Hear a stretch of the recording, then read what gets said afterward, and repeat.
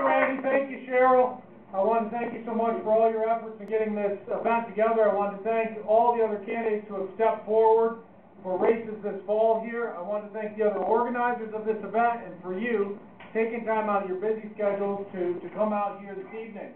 I'm an American history teacher from Binghamton. Our district covers Ithaca, Binghamton, Middletown, Monticello back in Sullivan County, up to Newburgh and up to the city of Saugerties in the northeast. And so that's where the 22nd district covers that I'm running. I am an American history teacher, as I mentioned. I was born and raised in upstate New York.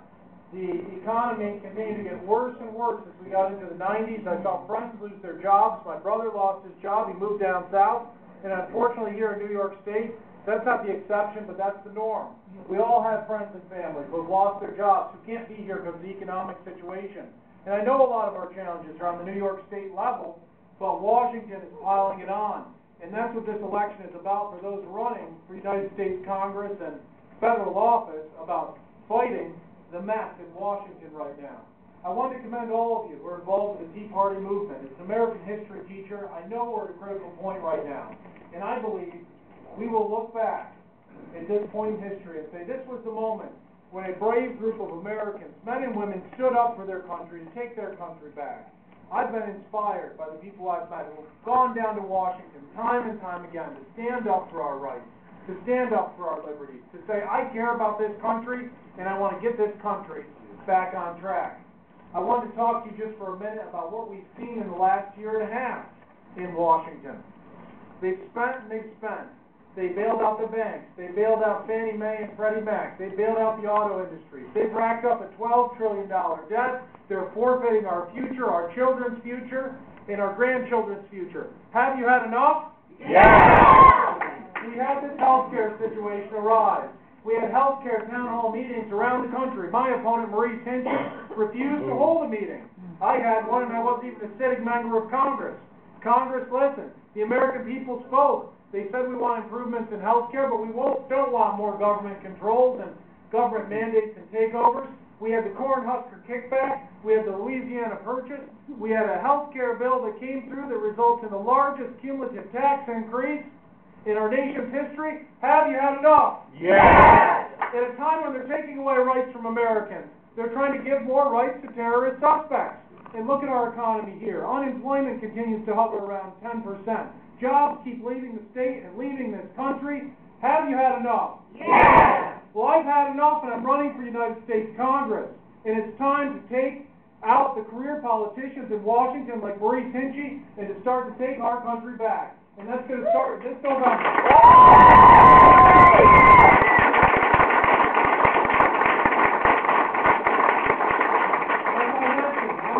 History teacher, and I'm proud to tell you I teach my students the Constitution of the United States.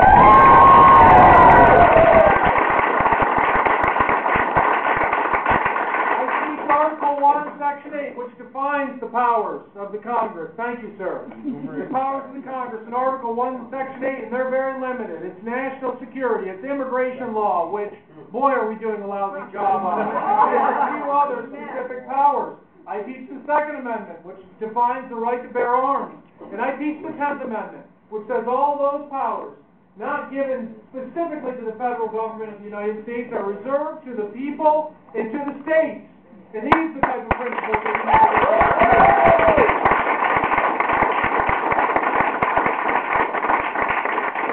My friends, as I told you, I believe we're at a critical point in American history. The $12 trillion debt is staggering.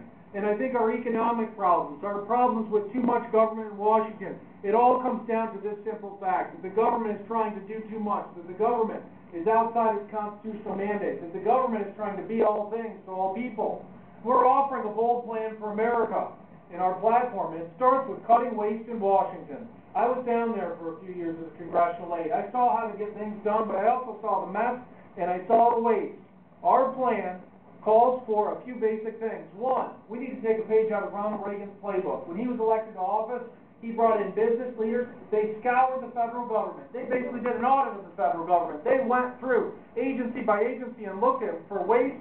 They found that 1/3 of federal spending was wasteful and inefficient, and they made recommendations for cutting it, something called the Grace Commission. Unfortunately, it's a footnote in history now. Most of those recommendations were never enacted upon, and the spending continued. And today we're at $4 trillion in spending and a $12 trillion debt. We need those type of principles again. The second part of our plan calls for going through agency by agency and not just looking at waste and inefficiencies, but saying, is this really necessary for the American people? We're going to eliminate agencies that aren't necessary. We're going to consolidate, merge other agencies where we can. And I'll give you an example. Right now, there's more people working in the Department of Agriculture than there are farmers. What's wrong with that? We were going to take the Department of Agriculture, Interior, and Energy, and we're going to move them into one agency for land and resources, and we're going to cut, we're going to reduce, we're going to eliminate. At a time when Americans and businesses are cutting back, why is government growing more and more? And if you look at any of these agencies right now, not only do you have a secretary, you've got an undersecretary, you've got an assistant secretary, you've also got what are called DASs. And you might be asking me, what's a DASC? I wondered that myself when I was down there at the congressional aid. A DASC is a deputy assistant secretary. And I'll tell you what, they all have chiefs of staff, they all have staff, they all have secretaries. They've all got lush payrolls provided by us, the taxpayer. And I'll tell you what, the economy's doing pretty well in Northern Virginia and the Maryland suburbs of Washington, D.C., but it's our money that's going down here and it needs to come back to the people. The third area is what I call the Obama spending spree. And everyone talks about the stimulus, and that has barely created a single job, and it was a waste of money. But look at the other budget measures that he did. When Americans are cutting back, the Department of Commerce, why was that going up? 40%. Why was the Department of Agriculture going up? 20%. We could save billions of dollars just going back to 2008 spending levels right off the bat. Those are three areas where I'm going to fight for from day one.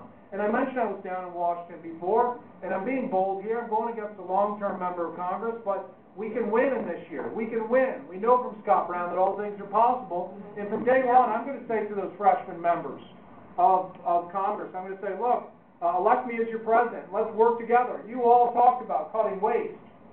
What are your ideas? Let's come together and let's seize the moment and let's take this country back. And as we cut waste in Washington, the money's going to flow back here to New York State, to our small businesses, to our seniors, to our families, and to our individual Americans where it belongs. Jack Kemp was someone who I looked up to tremendously. I met with him about a year before he died. He started yelling at me. He said, stop penalizing entrepreneurship and hard work. And I felt like saying, Mr. Kemp, I'm not.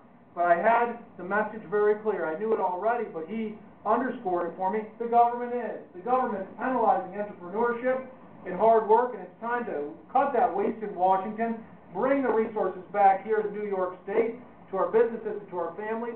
That's how we're going to get this economy going again. That's how we're going to create jobs. That's the stimulus package that Americans deserve and need.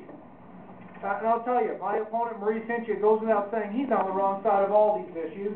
He was upset with the stimulus package because he wanted to spend $1 trillion more. He was upset with the health care plan because he wanted a single-payer plan, which the government controlled everything. Just a few months ago, he was ranting and raving on national TV about the fact that President Bush intentionally let Osama bin Laden get away, accusing the President of the United States of treason without any evidence. He's voted for funding for ACORN. He's one of the only members of Congress to vote against sanctions on Iran when Iran is trying to get nuclear weapons. He's wrong on the issues. He needs to go, and I'm going to help him into retirement in this election here in November.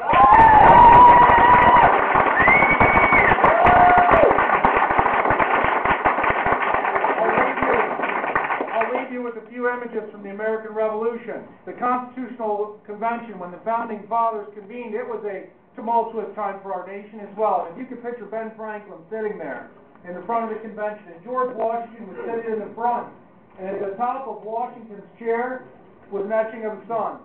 And Franklin sat there, and when things weren't looking too good in the negotiations and the country was starting to come apart, he said, I think that sun's a symbol for America.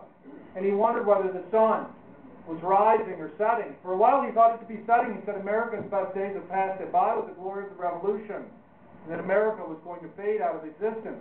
But when they came up with that finished document, he said, this is as close to perfection as men can get. And he was confident that that sun he had looked at, Washington's chair, was in fact rising, and that America's best days ahead lay ahead in the future. And when he walked out of that chamber, a woman in the streets of Philadelphia in the crowd spoke up and said, "Mr. Franklin, what have you given us?" And he said, "We've given you a republic if you can keep it." This very premise is under great peril right at this moment as the government is trying to take more control of our lives. Every time we turn around, there's more spending. There's a new government program that's going to solve our problems and do everything. There's a new czar governing this and that. We're at a critical moment, my friends. I ask you to join us. I ask you, especially if you're in northern Orange County, our district goes from Middletown through the towns of Wallkill, Crawford, Montgomery, Newburgh, into the city of Newburgh. I ask you to join our cause and to help us out. This is a critical moment for our nation. And if you didn't get it earlier, our theme is "Had Enough." If you've had enough with the mess in Washington, vote Phillips for Congress and tell your friends to do the same. We have bumper stickers out there. We've got our flyers, and there's a way to sign up and